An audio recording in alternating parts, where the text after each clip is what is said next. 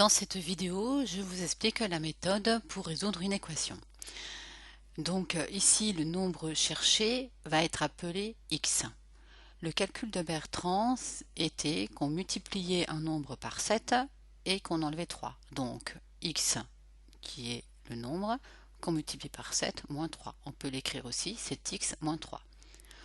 Le calcul d'Alice était on multiplie le nombre par 2 et on ajoute 15. Donc le nombre c'est x qu'on multiplie par 2 plus 15, ce qui est équivalent à 2x plus 15.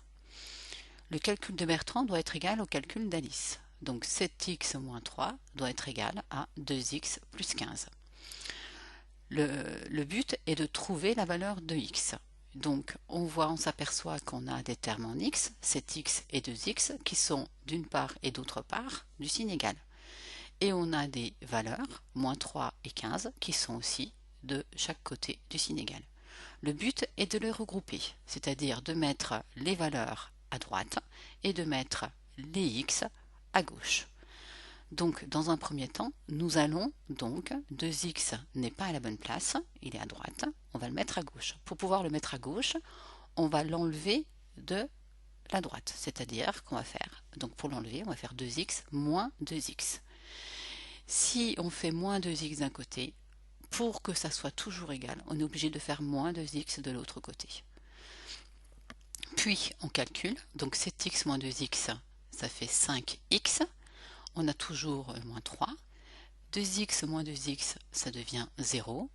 Et on a 15. Donc ici, on a bien les x qui sont dans le membre de gauche du signe égal. Maintenant, on a dit que les valeurs doivent se trouver sur la droite. Donc moins 3 et nous embête, on va l'enlever. Donc pour pouvoir l'enlever, eh ben, on va ajouter 3. On va faire son signe opposé. Comme ça, moins 3 plus 3, ça sera égal à 0. Si on fait plus 3 d'un côté, on doit faire plus 3 de l'autre côté. Donc dans l'étape suivante, on calcule. Donc 5x reste 5x, moins 3 plus 3 égale 0, donc il reste bien 5x, égale à 15 plus 3, 18. Donc on a bien donc les termes en x qui sont à gauche du signe égal et la valeur qui est à droite, 18. On veut x donc tout seul, c'est-à-dire que la valeur 5 nous embête. 5 est multiplié à x. Pour pouvoir l'enlever, on va donc diviser par 5.